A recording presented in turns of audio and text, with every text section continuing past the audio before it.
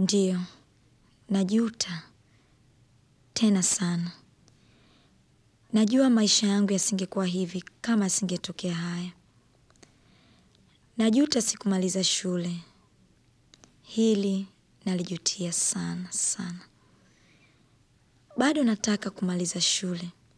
Lakini tawezaje? Mimi ni mama sasa. Nina majukumu mengi sana. Natamani ningemaliza shule.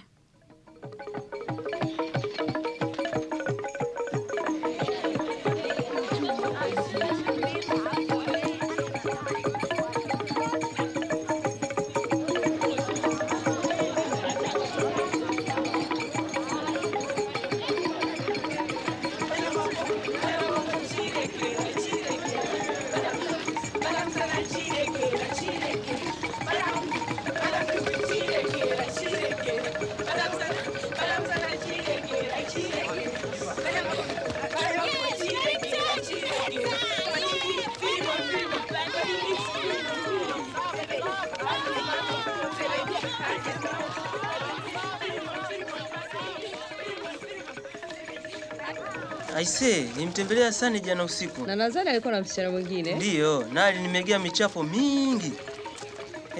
Hebu niwapashe. Tena. Wasichana wanyofu huenda mbinguni. Wabaya huenda wapi? Wapi? Kwenye magesti. Jamani, unamvumiliaje Stella? Rita, si mchapo tu, hakuwa mbaya. Wala hukuwa mzuri. Mbona nyinyi mmepoa sana? Tutapewa matokeo yetu baada ya dakika 10 na nyinyi mmo tu kubishania magesti. Sistuki. Ningefaulu hata katika usingizi. Kwa kweli nilikuwa na kesha. Kwa nini unababaika? Ilikuwa mko exam tu. Poa wewe. Kwa nini mbabaike? Baba ataniua akijua nimefeli mtihani. Nadhani nimefaulu. Kama kawaida. Vizuri. Nitaanza na alama ya masomo mliofanya kwa ujumla. Yoyote chini ya C amefeli. Tena msifikiri eti kwa vile ni mock exams basi haina umuhimu. Mitihani hii ni dalili ya mitihani ya mwisho. Samson A4, B2 na C3. Nebo B4 na C4. Rita A7 B1. Kazi nzuri Rita. Sasa umefanya vizuri sana. A5 na B3. Margaret C6, nyingine sizitaji. Sarufi yako si nzuri kabisa. Soma zaidi ili ufaulu. Richard, hebu nione. Wa kwanza darasani A8. Hebu tulieni tumuone Sani. Sani, umefanya kazi yoyote mula huu? Toka juu hadi chini umenusuru B1 katika sanaa, lakini umefeli kila somo jingine. Nione baada ya darasa. Albert, umejitahidi kuliko zamani. B5, C3. Andrew, Nadhani kweli uliandika mitihani usingizini. Mwanga wewe. Kelele. Rosie, A1. Unajua bado siamini. Umeweza hata kumshinda Rita. Kwani vipi? Nilijitahidi sana. Si rahisi kuwa wa kwanza. Sani. Sani. Washirika, huyu ni Miriam. Amejiunga na shule hii. Miriam, hawa ni Richard, Rita, Albert na Stella. Noko yule kanipaka shikashi leo na hama shule hii. Walai. Vipi kwani? Asipangu bwana. Napoteza muda wangu bure tu. Kwani una mipango gani? Nayo music man. Sina haja kabisa kukaa hapa na jisurubisha kwa kufeli mitihani yao hiyo. Sasa imenichosha sana. Nina mipango mikali zaidi. Halafu mimi bado ni kijana mdogo sana na nina uwezo wa kufanya mambo mengi sana. Angalia. Una nini cha kupoteza? Huwezi kupoteza music. Fikiria unavyoweza kufanya ukiwa na music na elimu nzuri. Wewe kazana tu basi, tutasaidiana. Lakini usidharau elimu bora. Hakuna tutakachofanya bila yeye katika drama club. Kwa mfano usika yako hii. Taangalia. Umesema drama? Mlikumbusha kuna mazoezi leo mchana. Mazoezi ya mwisho kabla ya likizo. Saa 10. Bye. Bye. Na hey, msahau party Juma lijalo eh? Sawa, tutakuja. Bye. Bye. Sani ana nini? Ana msichana tofauti kila ninapomwona. Anawajua wasichana wageni hata kabla hawajafika. Ana ngekiwa gani? Mimi nadhani mzuri. Uzuri? Sani hana uzuri wote. Richard, unadhani Sani ni mzuri? Kabisa Albert, bali wewe zaidi. Ilikuwa ni kosa kubwa sana kuweza kukuruhusu wewe kujichimbia katika vilindi vya moyo wangu. Tafadhali wa ubani, nifanye wako na kamwe hutajijutia. Na Rita na Richard, hili linatakiwa kuwa onyesho la mapenzi. Unambembeleza umuoe, unaigiza kukutana naye kwa mara ya kwanza. Haya sasa, zameni katika husika zenu. Lakini tumeishiwa na muda. Kaeni chini. Bado tuna kazi kubwa kabla ya mashindano. Lakini isiyo sababu ya sisi kukosa zawadi ya kwanza katika tamasha hili, ikiwa tutaongeza juhudi. Ni shule 4 zitashiriki, lakini hili ndio muhimu, na mashindano yatakuwa makali. Sasa wakati wa likizo, nyote mtafute muda wa kufanya mazoezi. Jifunzeni maneno na sitaruhusu kitabu katika mazoezi yajayo. Tutaonana siku ya kufungua shule, na natumaini kuona bidii iliyofanyika katika kipindi hichi. Likizo njema. Yeah. Habari za jioni na karibuni kwenye Central High Annual Disco Dance. Ili kuzingua party usiku wa leo katika kumbi huu, tuna kundi la Midnight Magic na wameikamia PARTY. Blata vitu.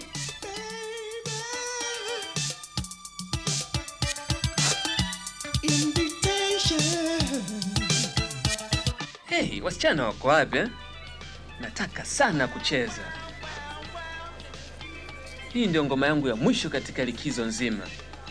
Nasafiri kesho kwa wazee kijijini. Kweli? Laiti wangekuwa hapa. Hii nafasi ya mwisho. Nafasi ya mwisho kwa vipi? Nini bwana mtakatifu? Rita wangu na mimi tumekuwa tukifanya mazoezi wiki zilizopita. Unaelewa? Usiniambie wewe na Stella hamjaanza bado. Hivi una maana gani? Labda kijana wangu nikufundishe machache. Natumaini nimekushambusu Stella. Sana, nimembusu. Nafurahi kusikia. Kidogo nilitahayari.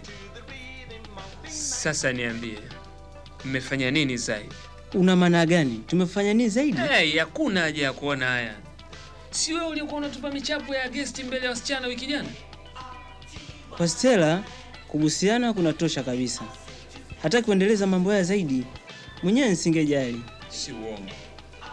Ana mawazo magumu kuhusu seksi kabla ya ndoa. Au tuseme hakuna kulalana kabla ya ndoa. Hilo nadhani ni gumu kwangu. Nadhani Stella ni mnoko Sio? Ndiyo, kweli. Nilidhani Rita mnoko pia. Lakini kanishangaza karibuni. Kweli? Nakwambia karibu nitashindwa kujizuia. Hadhari, usimtie Rita taabuni. Wewe unasemaje? Siwezi kuzuia maumbile. Ni kama kuzuia jua lisiche alfajiri. Hakutakuwa jua siku Rita akipata mimba. Hai. Wewe ulisikia wapi msichana akapata mimba siku ya kwanza? Angalia, hatujafanya bado. Hivi angalau nina nafasi moja. Upumbavu. Umkumbuki Robert na Maria? Walijaribu mara moja. Unaona kilichowapata? Walifukuzwa shule na hatujaona tena. Toka hapa. Unataka kuniharibia jioni. Wasichana wanakuja. Halo, habari yako? Nzuri.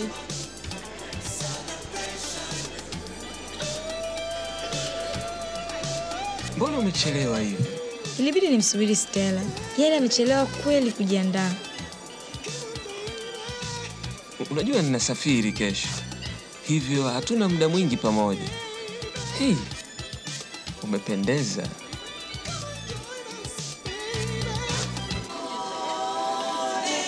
Hakuna kupumzika, nafanyeni vitu vyenu. Na sasa kuna albamu mpya toka kwa Ruski Brothers. Na vitu vyao ni Soka Rumba.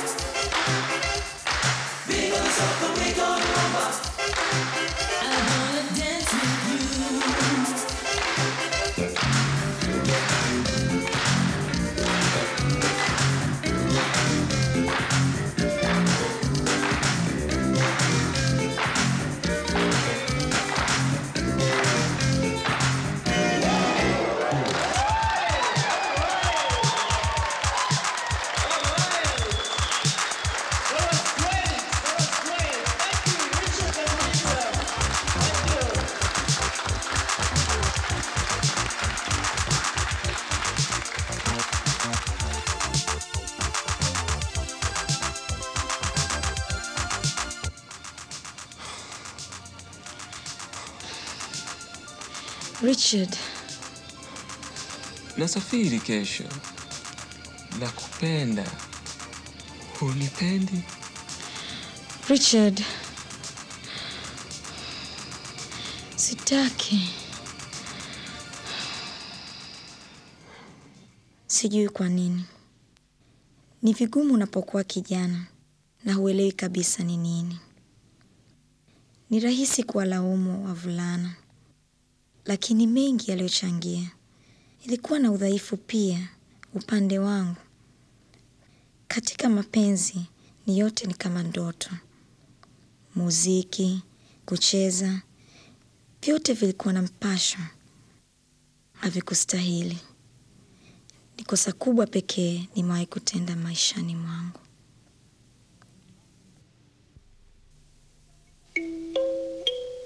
Rita! Rita, amka, shule leo.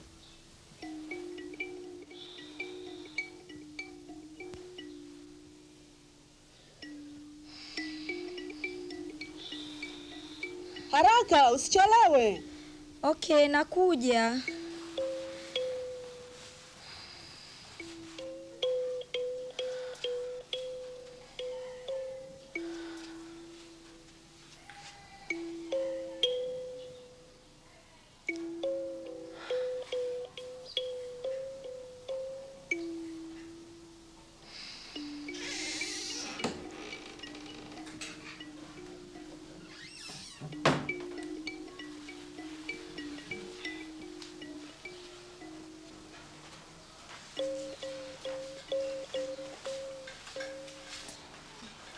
Shikamoo mama. Marahaba Rita.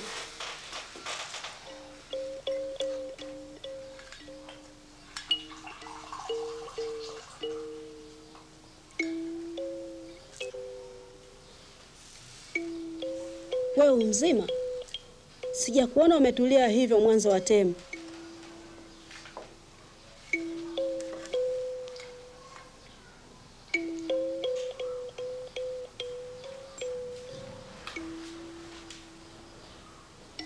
Hujisikii vizuri? Hapana, mzima tu. Mama, sijisikii kama kula. Nadhani bora nikatayarishe vitabu. Stella atanipitia asubuhi. Naomba uniite akifika. unajisikia mzima, huna njaa na huna moto na shule? Sikuelewi.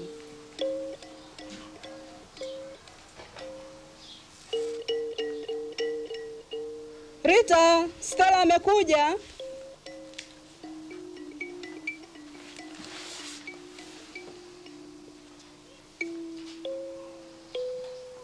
Tutaonana jioni mama.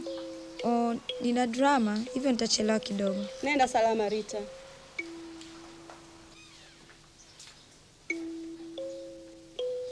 Mwanzo mwema wa temu, eh?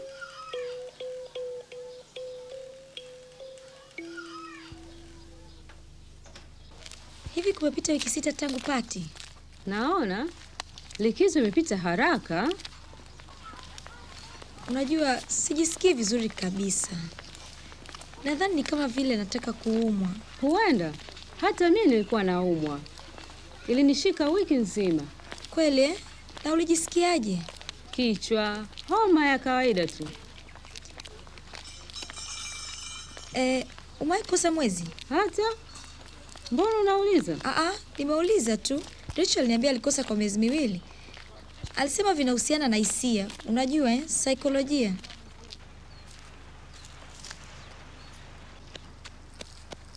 Rita, Stella. Hi Richard. Hey wenyewe. Hey Rita, umerudi lini? Jana usiku. Na mnajua nimepata barua kutoka wizarani kuhusu kwenda kusoma nje. Inaelekea shule zote zimeombwa zipendekeze jina moja. Na kwa shule yetu wamenipendekeza mimi.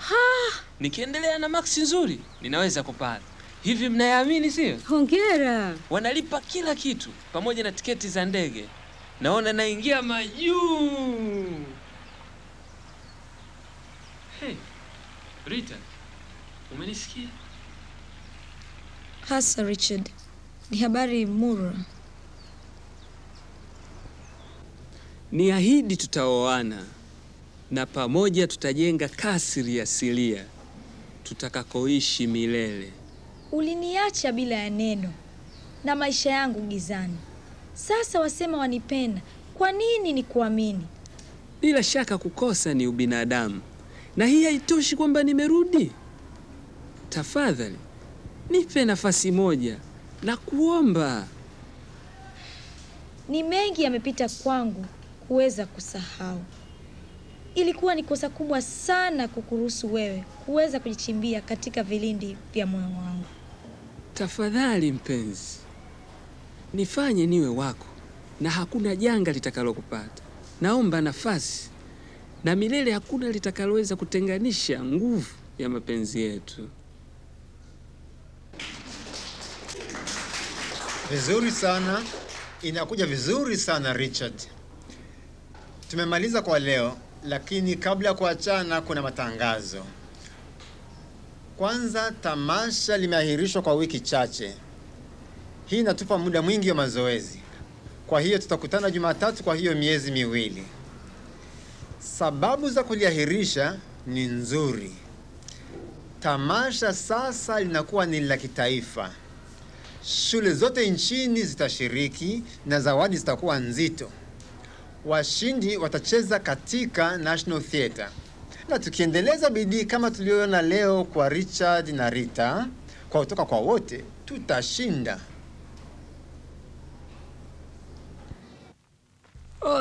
Kuna vitu vingi vinaingiliana pamoja. Napata wasiwasi mambo mengi yakiingiliana. Scholarship, tamasha la drama. Gosh! Unadhani tutashinda? Labda.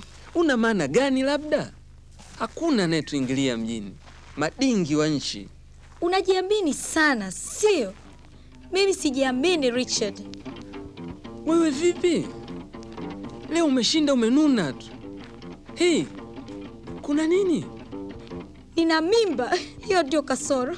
Nini? Itawezekanaje? Kumbuka Patty Richard. Wewe ulikosea. Utokea hata mara ya kwanza.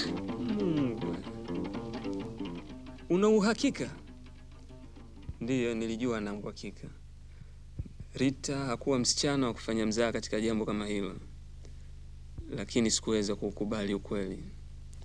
Sikuweza kuamini mambo yalivyokuwa yakimwendea Kombo, ambapo mengi ya heri katika maisha yangu yalikuwa yanaharibika. Ndiyo, nilimpenda, lakini hisia hizo zilivia sababu ya hofu yangu mwenyewe. Nikajitahidi kujiliwaza na kuamini kuwa halikuwa kosa langu. Kwa muda nilifanikiwa kiasi fulani. Utafanya nini sasa? Nitafanya nini? Umefikiria kuhusu jambo? Albert, nitafikiria kitu gani kingine? Wewe unanionaje? Hey, nilikuonya. Najua, ulinionya dakika 10 kabla ya mambo. Lakini ilikuwaje? Tulifanya mara moja tu. Haki ya Mungu. Isije ikawa labda kuna mtu mwingine anahusika. Usilete ujinga huo. Rita anakupenda. Hawezi kumruhusu mtu mwingine amguse. Na ulisikia wapi aitokee siku ya kwanza? Uliniambia hivyo siku ile ya party. Nina hakika ulimwambia Rita pia. Naogopa Albert. Baba akigundua ataniua. Unajua, wazazi wangu hawajaniongelea hata siku moja kuhusu jinsia. Hata mara moja. Tutajuaje kuhusu mambo haya? Tunazisikia kweli hadithi hapa na pale, na tunashindwa kutenganisha uongo na ukweli. Sisi tutajua nini? Hata mimi wazazi wangu hawajawahi kuliongelea kuhusu jinsia. Nadhani ni jambo la maana sana katika maisha, lakini watu wazima hawaelekei kupenda kuliongelea. Hata mmoja wao. Na iwapo familia zetu zinaogopa kujadili, ungetumaini basi shule zingetambua uzito wake. Sikiliza Albert. Usimwambie mtu kuhusu jambo hili. Sisi 4 tu. Wacha nifikirie tufanye mkakati gani. Hebu nikaongee tena na Rita kwanza. Ndiyo, lazima. Sijamwambia mtu isipokuwa wewe. Na Richard pia. Sikiliza Stella, tafadhali usimwambie, tafadhali. Sitamwambia mtu. Naahidi. Rita tafanya nini? Sijui nifanye nini. Nahitaji muda wa kufikiria haya yote. Haitagundulika kwa muda. Tuifanye siri mpaka tamasha liishe. Mungu wangu Stella, unadhani tunaweza? Ikibidi kufukuzwa, maigizo tu ni tumaini langu kwa sasa. Rita, usilie. Usilie. Tokea usiku wa party alisema nisingeweza kupata mimba kwa mara ya kwanza. Na kutofanya naye ilikuwa dalili ya kwamba simpendi. Mjinga wewe. Rita. Sikuwahi kudhani angelitokea mimi. Ajabu sio Na nizani Richard ni mtu wa pekee. Wavulana ndio hicho tu wanatafuta. Sex. Eti alafu anataka kuoa mabikira. Ndio sababu simruhusu Albert mpaka tuane kwanza. Nitafanyaje? Hakuna vidonge vya kutoa mimba. Sidhani. Vipi abortion? Si ndio kutoa mimba? Usijaribu kutoa. Ni hatari. Mama namjua moja alikufa akitoa mimba. Utatoka damu hadi ufe. Na hata usipokufa unaweza usizae mtoto mwingine kabisa. Mungu wangu Stella, sitaki kutoa mimba. Lakini sitaki kuzaa vile vile. Nadhani ni heri tu nikajiue sasa.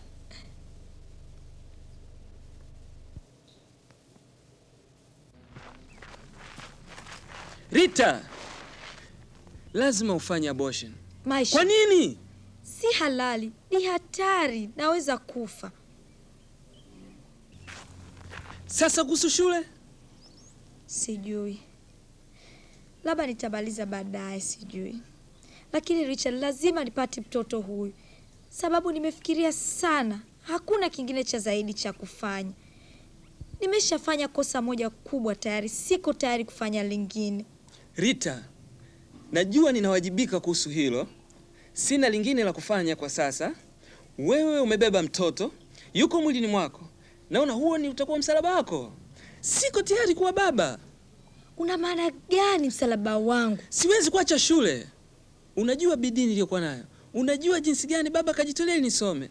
Huenda nikapata scholarship Rita. Nilidhani tutajenga maisha pamoja. Lakini sioni itakuwaje kama utapata mtoto. Sasa unataka nifanye? Niache shule? Nina maisha nikimaliza shule. Nisipomaliza sina kitu. Unataka nifanyeje? Usiniache Richard. Naogopa maisha yangu yanayokuja.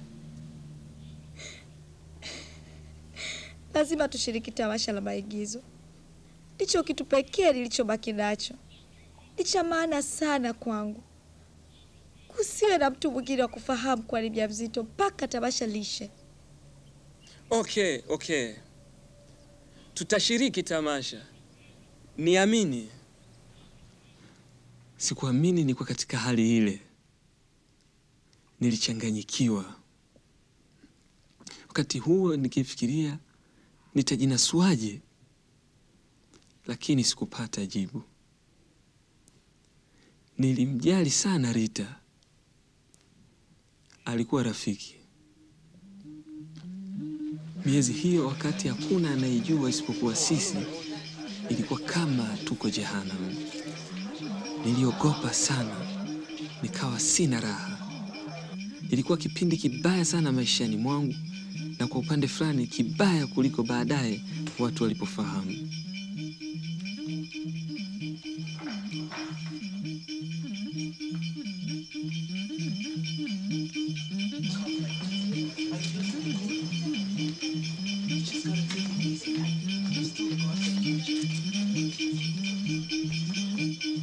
Ulikuwa wapi? Nilikuwa nakusubiri kwenye lango. Kwa kawaida tunarudi nyumbani pamoja, au sio? Unavyofanya ni kama sipo tena. Ni kama vile unanikwepa. Usilie. Wanatuona. Watahisi.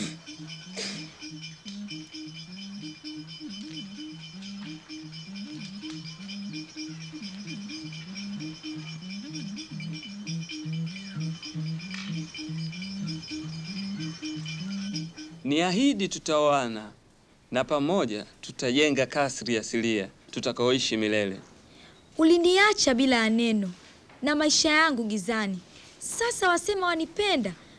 Kwa nini nikuamini? Hakika kubina. Richard! Una nini? Hili ni juma la mwisho kama zoezi na unaamua kusahau kila kitu ambacho tumejifunza. Nimechoka kidogo mwalimu. Naagiza usiku wa leo kaisome script na uiweke kichwani. Haya, tangu mwanzo. Niahidi tutaoana. Niahidi tutaoana na pamoja.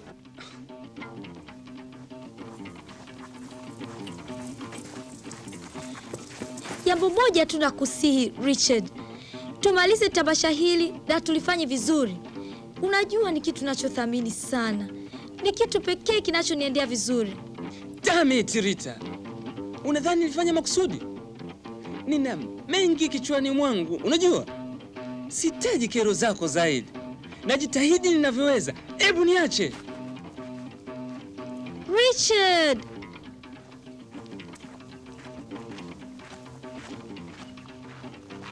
Hey, Richard! Oh, hi Sani. Nini kilikupata leo mzee? Si kawaida yako kuvurunda mambo vile. Ni Julia, unamfahamu Richard? Richard, huyu ni Julia. Hi. Sani, naweza kuongea nawe? Bila tabu mzee. Pembeni. Samani Julia. Sawa.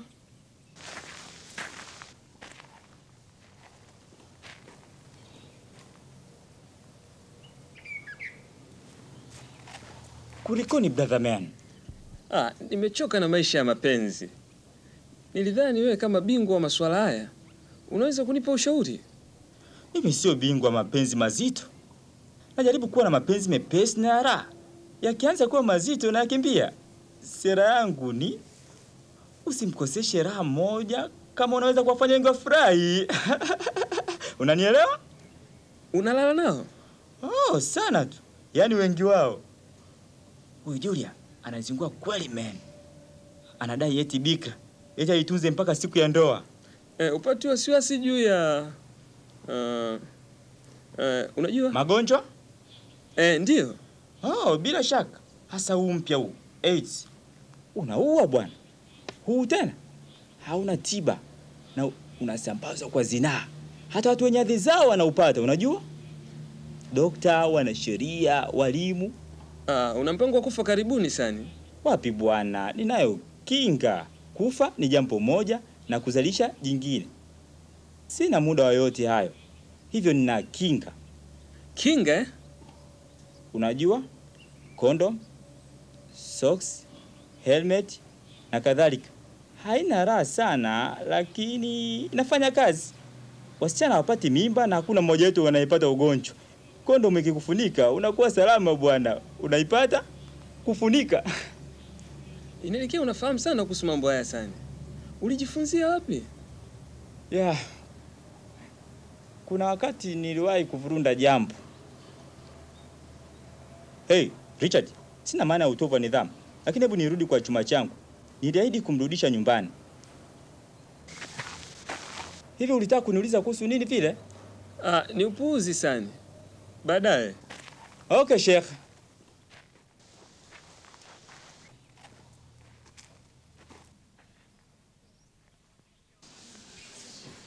Mwisho, tinategemea nyote mtakuwa kwenye tamasha jioni kushangilia wawakilishi wenu. Richard na Rita, tionane kidogo. Wengine tiondoke.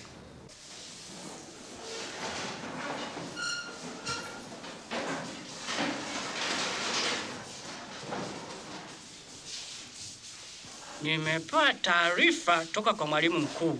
Anataka kumiona wakati wa mapumziko. Kwa kweli nashangaa. Nina ripoti toka kwa mwalimu Kasa zikisema kuwa mmedondoka toka juu ya darasa miezi michache iliyopita bila maelezo maalum. Nini tatizo lenu? Mwalimu, nadhani tatizo hapa ni shinikizo la tamasha. Tumekuwa tunalikazania sana mwalimu. Lakini mwalimu wa drama anasema kuwa hamjaonyesha motisha kubwa katika mazoezi. Nasikitika kusikia hivyo mwalimu. Tamasha ni muhimu kwetu. Nadhani limeanza kutuathiri. Hatujawahi kuigiza katika onyesho kubwa. Nina hakika baada ya tamasha kuisha, mambo yatarudia kawaida mwalimu. Na wewe una maoni gani binti? Hakuna mwalimu. Huna lolote la kujitetea? Sina mwalimu. Ni msima? Ni mgonjwa? Mwalimu, hajisikii vema.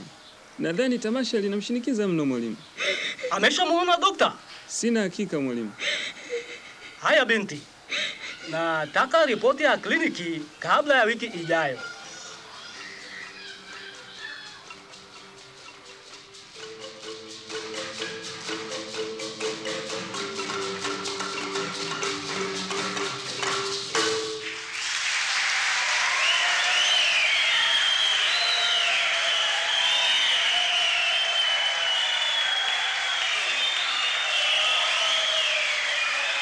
Sikuweza kujizuia. Hukuweza? Rita, umeweza kujizuia kwa miezi yote mitatu. Na siku ya tamasha ndio unaamua kulia tena mbele ya mkuu wa shule yetu. Unadhani tulionekanaje? Unafanya mambo kama mtoto mdogo. Na kama nisingekuwepo pale, nadhani ungemdondosha mtoto juu ya meza ya mkuu wa shule. Nimechoka Rita. Yamenifika hapa. Sijui ninakosa gani. Ningekwisha kukuacha zamani. Sasa basi, baada ya igizo ninaanza maisha mapya. Bila wewe, sitaki kukuona tena. Okay, tu tayari. Haya. Hey, umependeza Rita. Hey, mzima? Niko okay. Na sasa kutoka Central High School, mchezo mfupi uitwao Siku Mpya Maisha Mapya.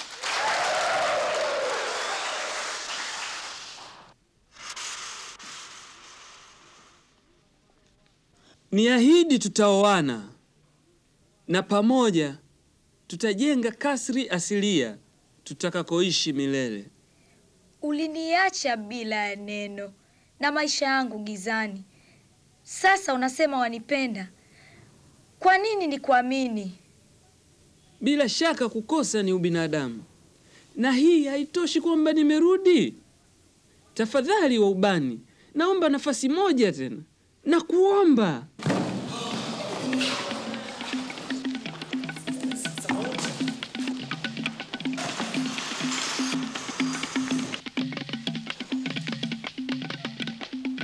Kwa kweli sina njia nyingine. Mmefukuzwa.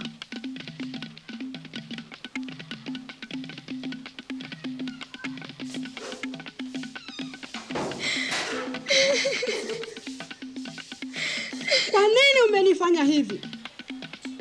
Nashukuru babako hayupo kukuona ulivyo. Umewezaje kufanya upumbavu huu?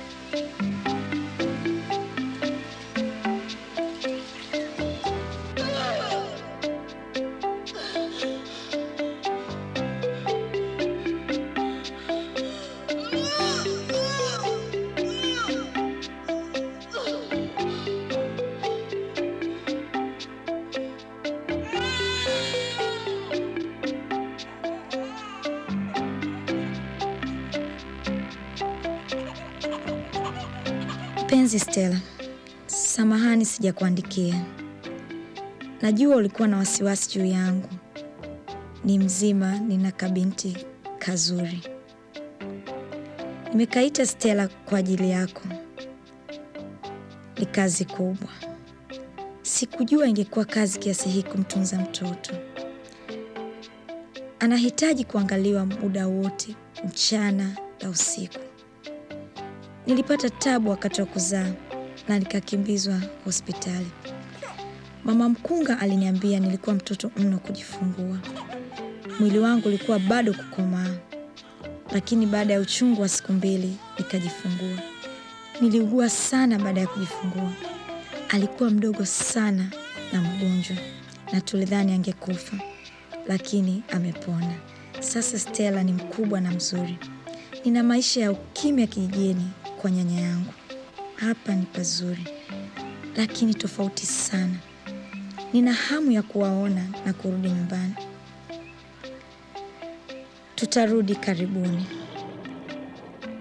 Mama amenitafutia usaili wa kazi kule baba yangu alikokuwa anafanya. Siwezi kumaliza shule sasa. Mimi ni mama. Itabidi nifanye kazi nimtunze mtoto wangu. Ni mimi rafiki yako, Rita.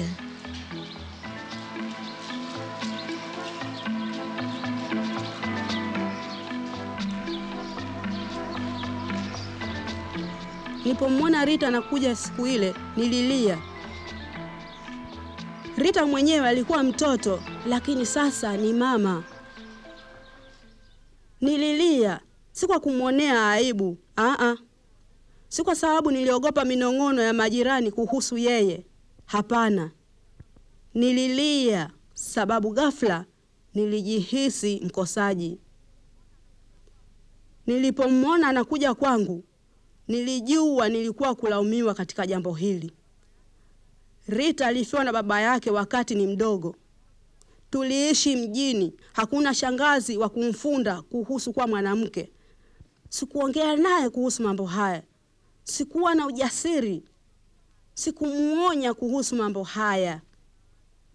hakuwa na msaada. Angeyajuaje haya? Mtamlaumu kwa vipi wakati hata mimi mama yake sikuwa na ujabari wa kumfundisha jinsi ya kujiangalia, jinsi ya kuwa mwanamke?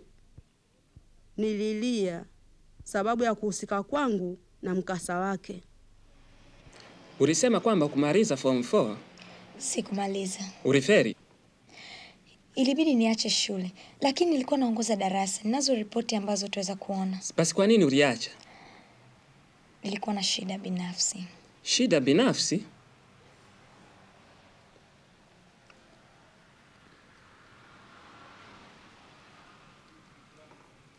Ripoti zako kwa kweli ni nzuri sana. Sina nia haja ya kukuhoji kuhusu historia kako. Baba yako alifanya kazi miaka 25. Kifo chake kilitustua sote tuliomfahamu. Alikuwa muungwana sana. Asante boss. Binti, tutakupa kazi. Tutakujaribu kwa miezi 6. Katika kipindi hiki tukiwa na matatizo nawe, tutakuomba ujiuzuru. Tafadhali mwite Bobby aje. Rita, na kukabidhi kwa Bobby sasa. Atakuwa msimamizi na mwalimu wako. Yeye atakusaidia katika mambo yote ya usuyo kazi. Ikiwa utapata ajira ya kudumu, tuna mpango mzuri wa pensheni. Natumaini utajiunga nasi. Asante boss. Ingia Bobby. Ndio boss, uliniita? Rita ni mpokezi wetu mpya. Vizuri. Tafadhali aanze kujaza fomu za ajira. Ndio boss.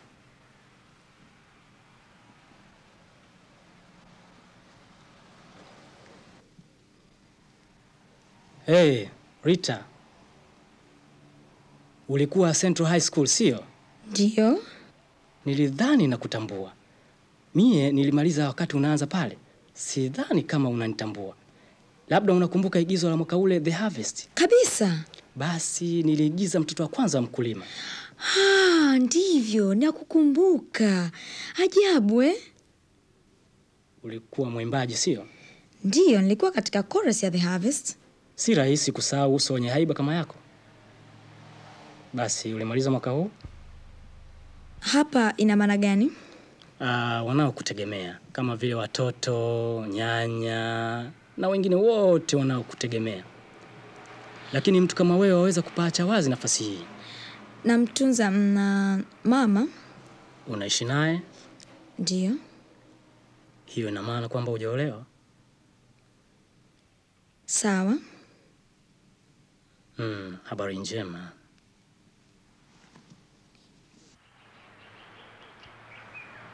Siwezi kuamini. Yaani nyoyo hii hamjabadilika hata kidogo. Mtoto mzuri kweli, sivyo? Ndio, ni kipenzi. Lakini kuna wakati namchoka sana. Hajawahi kulala usiku mzima kabisa. Mama hawezi kunisaidia usiku. Na najiona mchovu asubuhi, siwezi kuamka kitandani hata.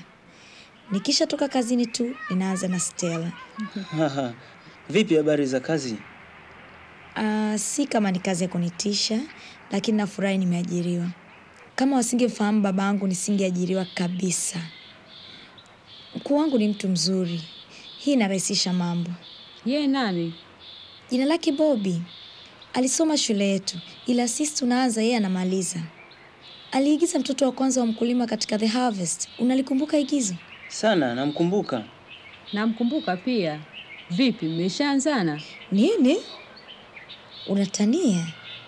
Siwezi kuwa na mtu, nina mtoto. Anajua na mtoto?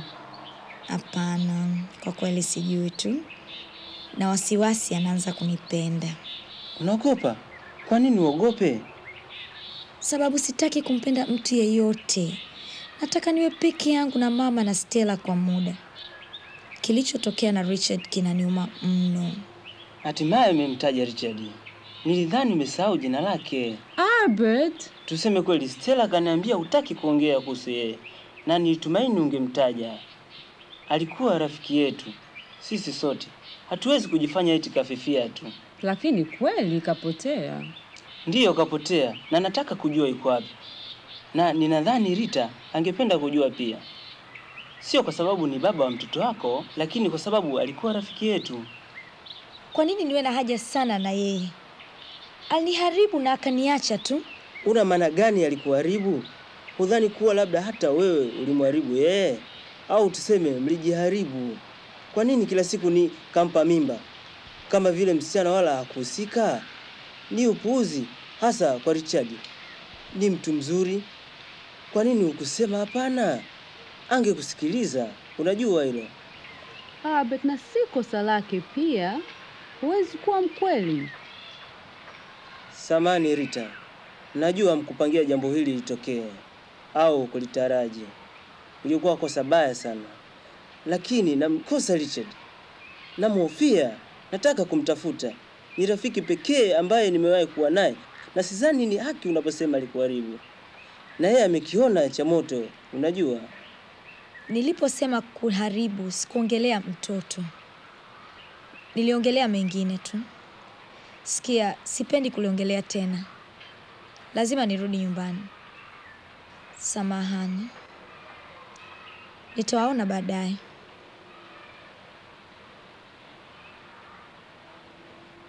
Nilikuwa bado sijamwambia mtu. Unajua, nilipata tabu kujifungua. Nilikuwa mtoto.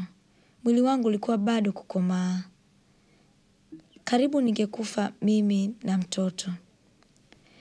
Hatukudhani Stella angeishi. Kalikuwa kadogo na kagonjwa. Lakini alipopona, mkunga aliniambia sitaweza kuzaa mtoto mwingine tena. Kwa nini huwezi kunielewa Rita? Nataka tu kuchukua jioni moja tukaone filamu na tukale. Siwezi kumwacha mama peke yake jioni. Anaumwa na ninamtunza. Nina uhakika unaweza kupata mtu wa kumtunza walau siku mmoja. Labda baadaye na sio sasa. Okay, vipi Jumapili ijayo? Twende picnic. Haya, nitajaribu kupanga. Tutaifanya kinamna. Tutapanda basi hadi ziwani na tushinde kule. Nitaleta kila kitu tunachohitaji. Wewe njoo bila kitu chochote. Nitakupitia. Hapana, nikukute kituo cha basi. Saa ngapi? Saa 2 kamili. Nitakuwepo. Natumaini hautojutia hili. Ina maana gani Rita? Kwani uone jinsi ninavyojihisi kwako? Tumefanya kazi muda mrefu Rita.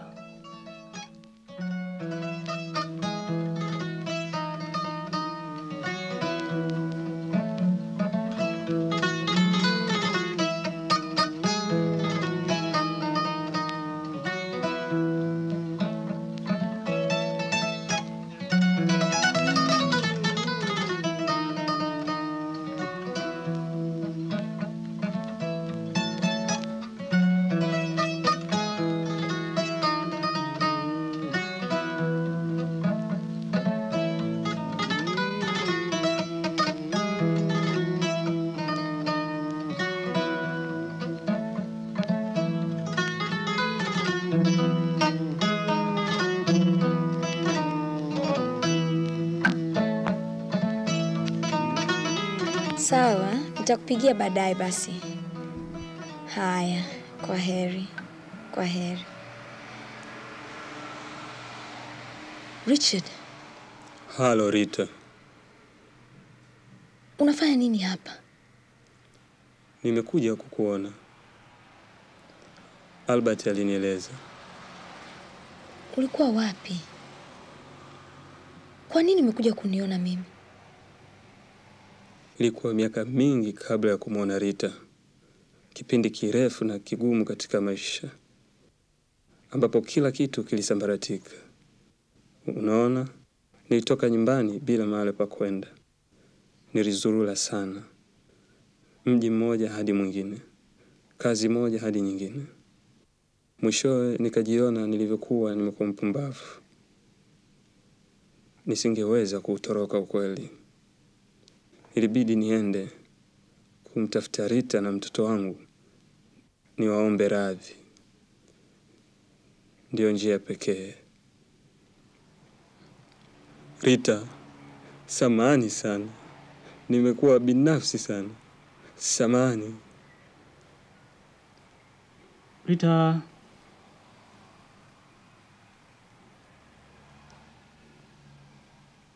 kuna tatizo hapa Rita.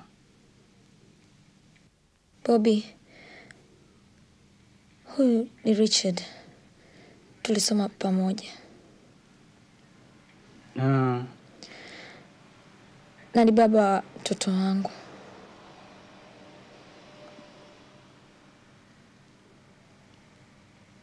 Oh, samahani sana.